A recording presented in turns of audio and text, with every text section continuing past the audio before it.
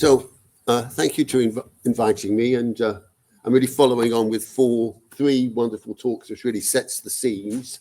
So I'm going to say, how do editors decide on accepting papers on highly similar topics? And by way of background, I'm a professor of structural bioinformatics at Imperial College London, focusing on protein modeling. And the last few years, the groups have been developing several resources. We have a protein structure prediction server called FIRE, which was launched in 2000. And we've processed over 4 million jobs and have 15,000 citations. It's there because it's easy to use. And more recently, we've launched a missense variant predictor, which has 500 citations. And against this background, I'm one of the editors for Journal of Molecular Biology since about 2005. And Journal of Molecular Biology has been publishing all the time computational papers alongside mainly experimental structural biology, cellular biology. And then in 2017, I launched a special issue on resources for molecular biology, very much modeled on the NAR, which proved so successful.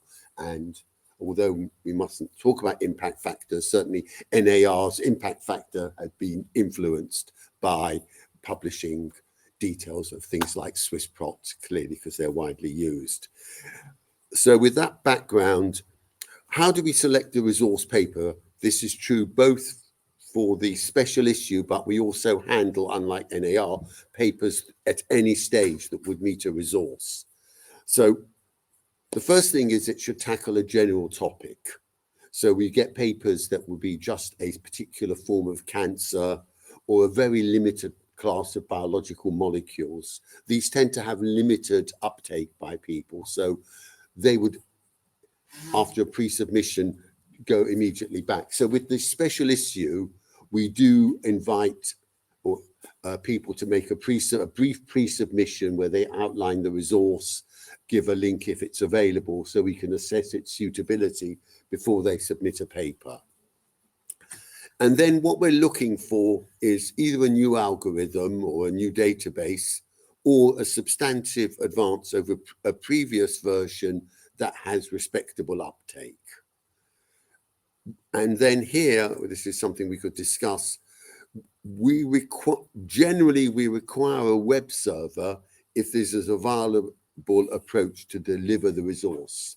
So if you developed a new algorithm, say to predict transmembrane regions in proteins, and it uses some really brilliant machine learning, and you said we've got an increased accuracy and all the metrics of another few percent, and we've deposited the code on GitHub, that will probably be rejected because the resource could be made available to the community via a web server. And there'll be other TM predictors. People will go, if you're a biologist, and we're aiming at the biologist, to a web server. Clearly, there are resources that you can't put on a web server because of the volume of data that needs to be uploaded or the processing time, particularly the volume. And then we would accept GitHub. So a lot of RNA-seq processing has to be done via implemented code. So that's a good way for us to distinguish which ones we're going to take and which ones we're not going to take.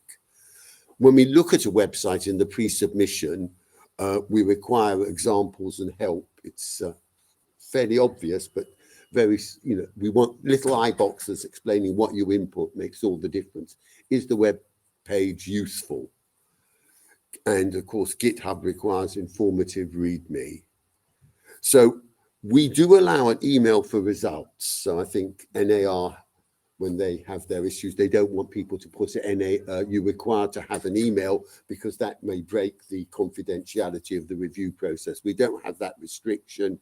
We can arrange for someone else to send the submission for you, but that doesn't restrict it if you've got a resource developed with an email server. We don't require all the code if it's a web server. It's actually not so easy to make code available. If you've got a web server, certainly we have concerns about making your code for a web server available because it opens up holes for people to do nefarious activities. We expect the resource to be maintained for a few years. The reality is it's difficult in academic life. We've heard from Amos about it, but there's an expectation. So we don't want something, there's a graduate student, they're going to move off in a 6 month time. The lead author is an experimentalist who's got no experience in computational resources. We'd then go back and say, well, how are you going to maintain it? And then the resource should be free to academics, and also not, but we do allow commercial users. So that was very much in people who heard Amos's talk this morning, the challenge of maintaining resources. So I think we're different from some journals that require everything to be free to all users, because if you're developing a resource and you haven't got funding, and that's true for many, using commercial fees is a way of supporting the resource. So, I mean, our opinion, and I strongly, that otherwise you're killing the goose that lays the golden egg. So I can see all the arguments about everything being free, but I think in the long term, the community benefits if commercial users can pay for the resources. Machine learning, I mean, this is clearly the growth area. So one major problem is that the paper must clearly address the problem of data leakage between training and testing data. And this often results from homology between the testing and the training set. And the more sophisticated the machine learning algorithm, the more opportunity there is to recognize relationships between the training and the testing data. And with variant prediction, another area, you mustn't have the same protein in the training and testing. Certain proteins have a high tendency for deleterious mutations, and you can do really well simply by just transferring the name of the protein. As an aside, we've gone very far and even removed homologs, and I don't know if that's really necessary, but this is really quite challenging to ensure that you don't have data leakage, and it really does make a difference of a few percent, I know, in variant prediction. We don't require a holdback set. I mean, I think some journals said you must have a holdback set if you do proper cross-validation. And that's a discussion we could have. And I think recently we've been receiving very many submissions with the more sophisticated machine learning strategies reporting some accuracy improvement. These are becoming, I mean, this is really only the last few months, very challenging to decide, do we send them out for review? Typically, they provide no insight. It's not clear that if they're very strongly machine learning based, it's appropriate for a biological journal such as JMB. And again, it's very challenging to ensure there's no data leakage. Other types of papers, again, this is very much the sort of bias I have.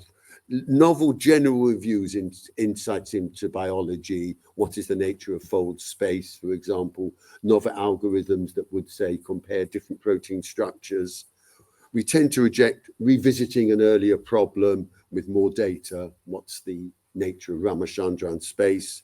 Studies of a specific system that will be of limited general interest, and that also includes a lot of MD simulations. You do an MD simulation on a system, you identify a conformational change, but people who are going to want that, except if you've got a major advance in the methodology, would only be interested in that. And again, studies on one single example, one swallow does not make a summer, is a well-known phrase and saying. And really, I thank you for your attention, and I think certainly, I think the review process is broadly very similar to the one you operate in general for our submissions. And I look forward to the discussion. Thank you.